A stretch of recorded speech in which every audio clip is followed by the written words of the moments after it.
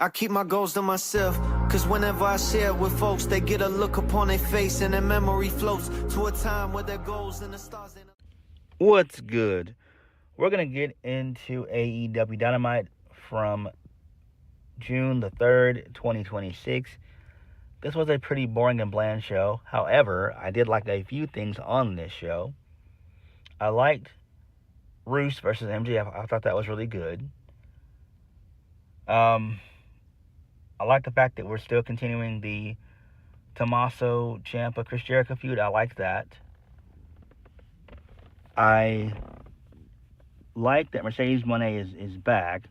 However, I wish she would have showed up at Double or Nothing. It would have been better versus her showing up at on a random episode of Dynamite in Richmond, Virginia. But it is what it is. Whatever. It's fine. She's going to win the Owen anyway. Same thing with Will Ospreay. He's going to win the Owen. So, I mean, the Owen for the men and women are very predictable. So, whatever. And we are still building towards Forbidden Door in the next, 3 weeks now at this point. So, there's that. All in all, though, this show was, kind of boring. Again, it was okay with some things on this show. So we kicked the show off with Roosh. So he was backstage earlier on in the day talking to Renee Paquette. Roosh said that he would die in the ring if that's what it took. He said that it was for his family and his people and his pride. He leaned into the camera and intentionally vowed to take the AEW World title. So MJF showed up. He got into a space. They had some words. MJF told Roosh to finish his cute little catchphrase. MJF smacked the shit out of Roosh, and then him and Roosh had a little brawl, and there was that. Okay, that's fine. Then Roosh was interviewed in real time by Renee Paquette. So Andrade showed up, and he gave him a pep talk. He said, show the world who Roosh is. If you mess with the bull, you get the horns. So, there's that. Moving on, this leads us into the first match of the night. MJF defeats Roosh to retain the AEW World Championship, and this was a no count-out match. Now, Roosh ended up doing underhanded tactics. He ended up using a cable to choke out MJF while they're fighting on the outside, which is dumb. The referee should have called for the bell. That should have been an automatic DQ, but it is what it is.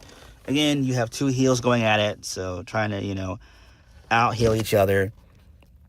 In the middle of the match, MJF ended up taking off one of the turnbuckles. He threw Roosh into it. Roosh started bleeding. Not profusely, but he was bleeding a little bit, so he had a little bit of color on his face. So the match continued on. They fought on the outside some more. Roosh was trying to put MJF through the barricade, but MJF got out of dodge, and Roosh crashed and burned through the barricade. MJF ended up doing a tombstone power driver on one of the pieces of the barricade, which that should have been the finish, but, this is modern-day pro wrestling, so whatever. The match continued on. MJF ended up trying to go for the Heat Seeker. Roosh blocked it. He ended up trying to do another Heat Seeker, but Roosh fought out of that. So MJF got Roosh into a crossface. Roosh looked up and he stuck out his tongue. And he gave MJF a middle finger to be defiant, and then Roosh just passed out. And then that was the end of the match. So this is fine. This makes perfect sense. This went a little bit too long for my liking, but it's fine. What do you do with Roosh going forward? Probably nothing. Again, they should put Roosh in a faction. It doesn't have to necessarily be Lagos and Bernabros or whatever. It doesn't necessarily have to be them. It could be, his own faction, him, Andrade, Santos Escobar, whenever he gets cleared, whenever his shoulder heals, which he more than likely will go to AEW anyway. I could see him doing work in CMLL and AEW, which would be very wise on his part. And then who else could you add to that faction? I don't know. But that would be a great trio right there, Santos Escobar, Rush, and Andrade. That would be fucking awesome. Because I'm a big fan of all three guys. So there's that. But again, I don't expect for Rush to do anything significant at this point in time now that he's no longer, going after MJF. You could have some feuds for him. That way he can get on Dynamite more consistently, but he'll probably end up going back to Collision or Ring of Honor, and it's sad. It really is. But the match was okay for the most part. All right, moving on from that, this leads us into MJF. He was about to attack Rush post-match with the title. Mark Briscoe and the conglomeration, they showed up to chase off MJF. Then this leads us into Mark Briscoe defeating Leo Rush. Match was so it doesn't really matter who really gives a damn. Post-match, Mark Briscoe gets on the mic, cuts a really good passionate promo. He talked about his brother Jay. He said, in a blink of an eye, he was gone just like that. He said 1 week later, it was his brother's birthday, and he said instead of celebrating, he found himself making his debut in AEW. Mark Briscoe said that he has anger and rage that he has buried deep inside of him. He said AEW might have saved his life because it has become his therapy. I like that. That was, a really good line there. Mark Briscoe said that that's how he gets his anger out. He said he couldn't find any joy, but he found some buddies who were down to conglomerate. He said his heart's full and the void was filled. He said that he found joy in being a pro wrestler once again. He said, then he crossed paths again with MJF. He said, slowly but surely, with every bullshit sentence that came out of his mouth, the rage came back to the surface. He said that he never hated a man like he hates MJF. He said MJF bitches and complains until he gets what he wants. He said that in contrast, he's a grinder who doesn't complain. He called him out. He says he's calling out MJF's manhood. Pause. Whoa, that's some weird shit right there. Mark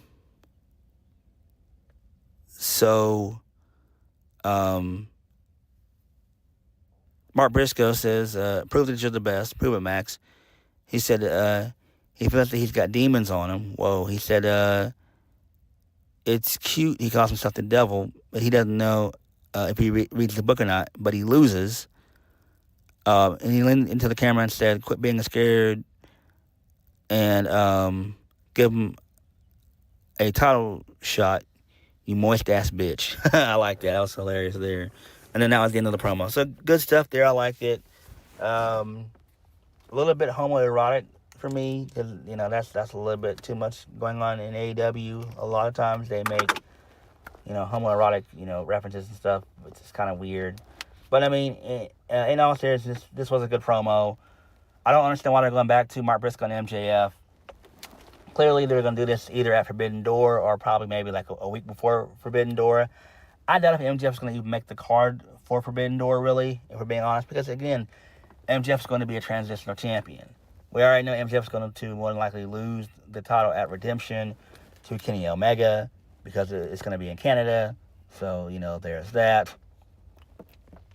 And basically, Tony Khan just gives these guys what they want. We know that Ospreay wants to face Omega. They're both 1-1, and we've already seen Ospreay and MJF anyway. We saw that, I want to say, 2 or 3 years ago. So, there's that. But it is what it is. Moving on from that, this leads us into a vignette on Kevin Knight that we got, building his match against Speedball Mike Bailey, whatever, who gives a damn. Moving on, this leads us into the Triangle of Madness that consists of Tekla, Sky Blue, and Julia Hart. So Tekla says she made a promise that if one person came from starting the AEW, she'd burn that to the ground. Tekla said that when she was in Japan, They used to call her the idol killer. She took out every little girl that made her sick to her stomach. She said with glee that she's glad that she got fired from Japan. She said Persephone will win the Owen. Julia will get back the TBS title, and she will close Forbidden Door for good.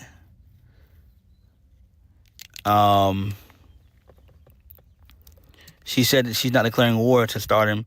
She's declaring death to Stardom. Wow, whoa, that's a little bit too much there.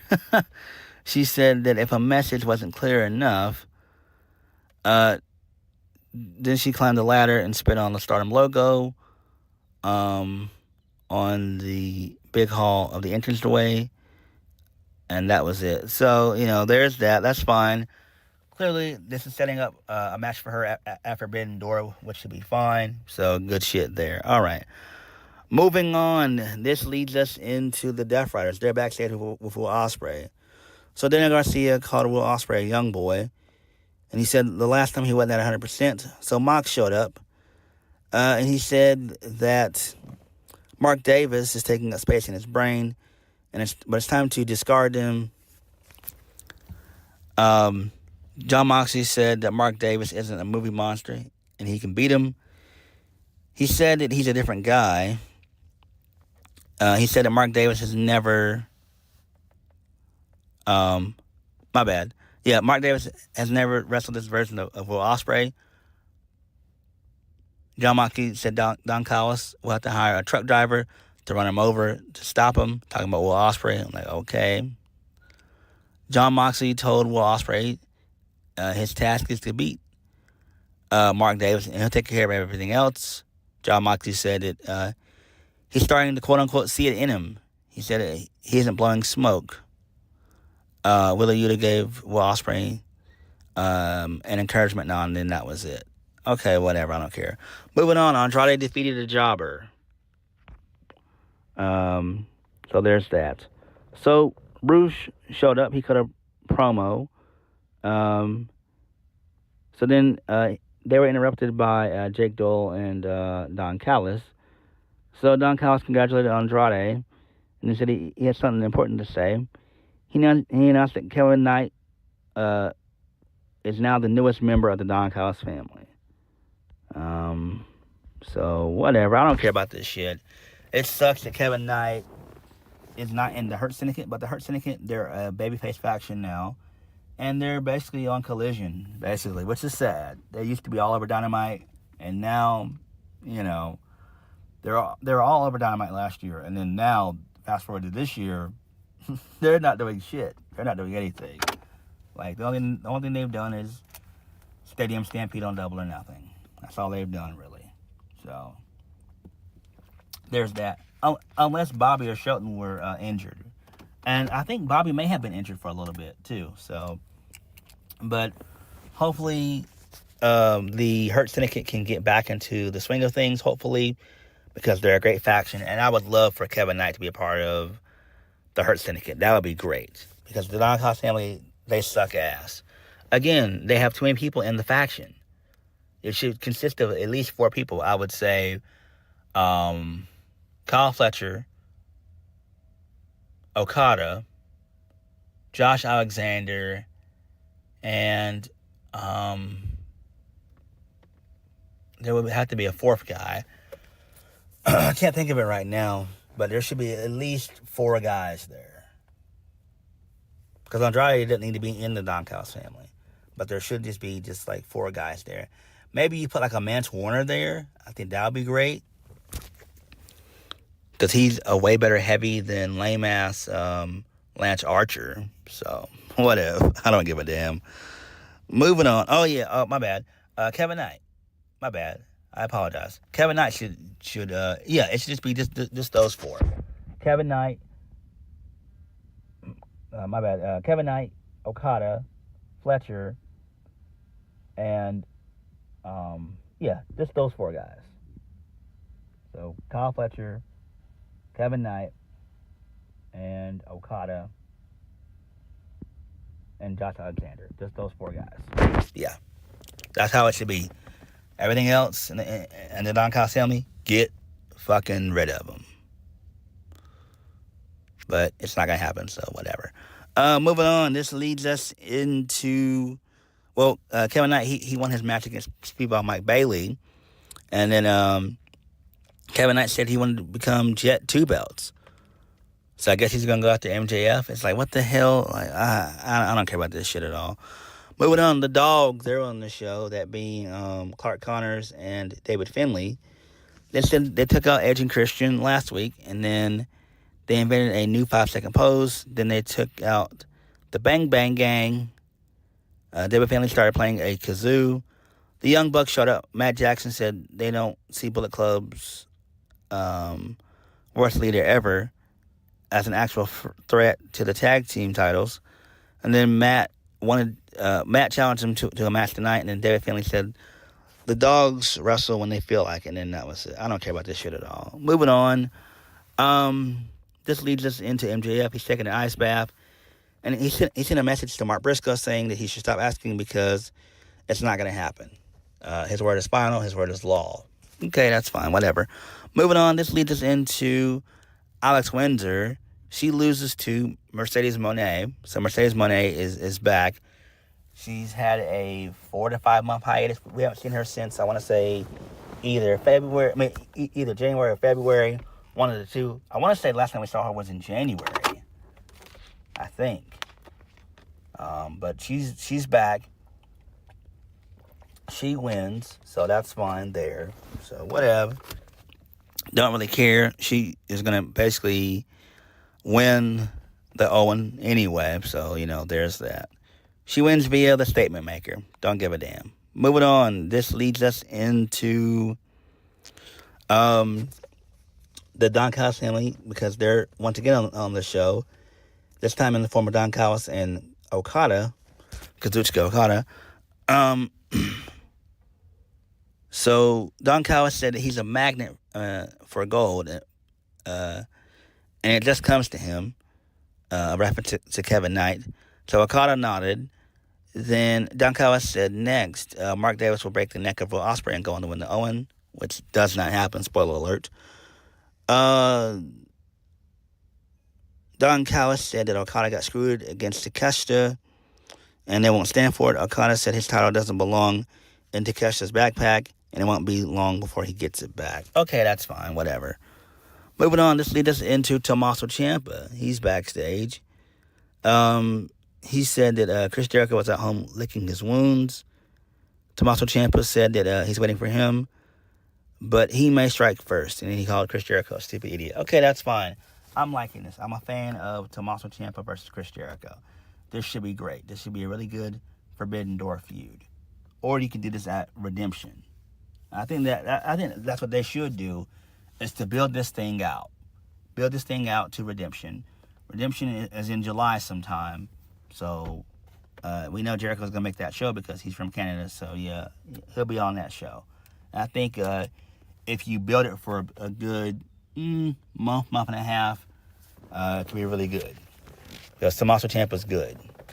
And this really should have been Jericho's first feud when he came back, to be honest with you, instead of dealing with lame ass Ricochet. All right, moving on from that, this leads us into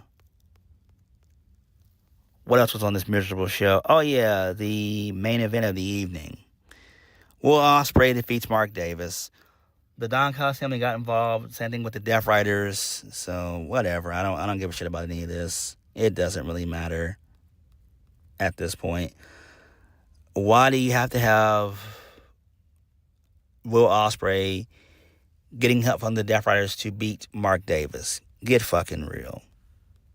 Like, this is a joke. So, whatever. Who really cares about this, though? Dynamite was so-so, kind of boring again. I like Mercedes Moné coming back. Rush and MJF was fun. I like that they're still continuing the Chris Jericho, Tommaso Ciampa feud. I like that. I like what they're doing with Will Ospreay, though. That's kind of good there. So there's that. But all in all, this show was kind of lackluster, kind of boring. Again, what do you do with Rush going forward? I have no idea. So, whatever. But this show was all right for the most part. What did you guys think? Let me know. Like, comment, subscribe. Peace.